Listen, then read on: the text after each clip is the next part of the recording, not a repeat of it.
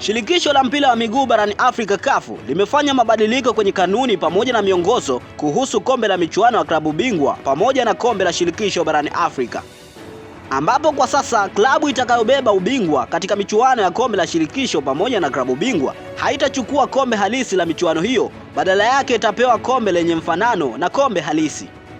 CAF ilieleza kuwa kombe halisi litakuwa linabaki makao makuu ya shirikisho la mpira wa miguu CAF, hivyo basi hakuna fursa kwa vilabu bingwa kubaki na kombe halisi, lakini vitakuwa vinabaki na nakala yake tu.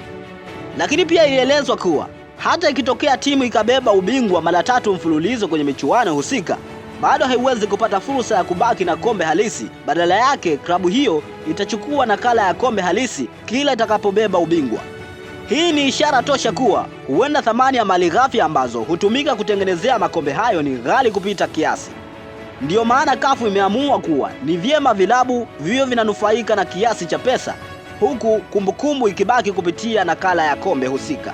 Sasa swali langu ni kwamba uamuzi huu una athari gani kwa vilabu vya Tanzania ambavyo vilikuwa na ndoto ya kubeba ubingwa wa michuano ya klabu bingwa pamoja na shirikisho barani Afrika? Tudondoshie komenti yako hapo. Nini mtazamo wako juu ya jambo hili?